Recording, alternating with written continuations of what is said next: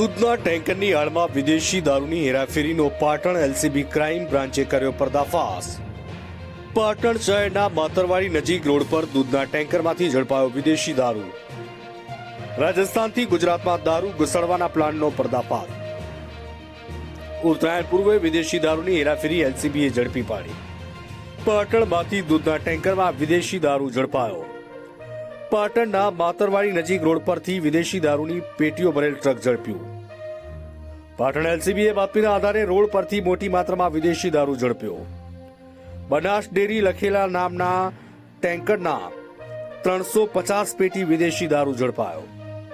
રૂપિયા 20 લાખથી વધુનો વિદેશી દારૂનો મુદ્દામાલ સહિત 2 લોકો ઝડપાયા। અહેવાલ Nathalal Thakor, Patan. Border range IGP Shri Chirag Kordia સાહેબ, પાટણ જિલ્લા પોલીસ અધિક્ષક શ્રી વીકે નાઈ સાહેબે પાટણ જિલ્લાના વિસ્તારમાં જે ગેરકાયદેસર પ્રવૃત્તિઓ થતી હોય એના વિરુદ્ધ કાયદેસર કરવાની સ્પષ્ટ સૂચના કરેલ, જે અનુસંધાને એલસીબીના પોલીસ ઇન્સ્પેક્ટર શ્રી રાકેશ સુનાગર સાહેબ ગઈકાલે પોતાના સ્ટાફ સાથે જિલ્લા વિસ્તારમાં નાઇટ પેટ્રોલિંગમાં હતા।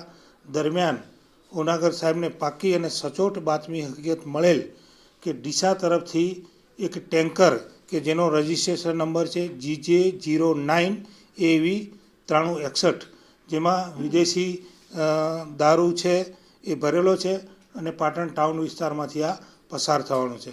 આવી બાતમી હકીકત મળતા પીઆઈ શ્રી તેમના સ્ટાફ સાથે માતરવાડી વિસ્તારમાં આ બાતમી હકીકતવાળા ટેન્કરની વોચમાં ગોઠવાયેલા અને આ બાતમી હકીકતવાળું ટેન્કર ત્યાં આવતા તેને કોર્ડન કરી અને તેને જે અંદર 2 ઈસમો હતા તેમને પકડી અને ટેન્કરની તપાસ કરતા ટેન્કરમાંથી વિદેશી દારૂની અને બિયરની કુલ પેટી નંગ 370, બોટલ નંગ 14,286 અને ઇંગ્લિશ દારૂની કિંમત રૂપિયા 21,92,910 તથા ટેન્કરની 15 લાખ રૂપિયા કિંમત ગણી કુલ મુદ્દામાલ રૂપિયા 36,98,910નો કબજે કરી બી ડિવિઝન પોલીસ સ્ટેશન ખાતે ગુનો દાખલ કરાવી અને હાલમાં એલસીબી પીઆઈ શ્રી ઉનાગર સાહેબ આની તપાસ ચલાવી રહેલ છે।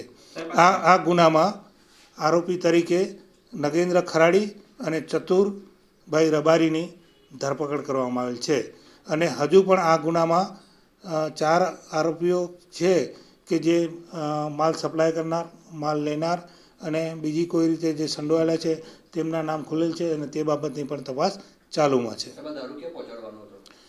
હાલ પ્રાથમિક આ દારૂ આવ્યો છે રાજસ્થાન તરફથી, ડીસા તરફના રોડ તરફથી અને આ દારૂ ઉત્તર ગુજરાતના અલગ અલગ સેન્ટરોમાં પહોંચાડવાનો હતો। હાલમાં પ્રાથમિક તપાસે આ ગુનો દાખલ કરીને તપાસ ચાલુમાં છે અને આની આગળની વિગતવારની તપાસ કરવામાં આવશે।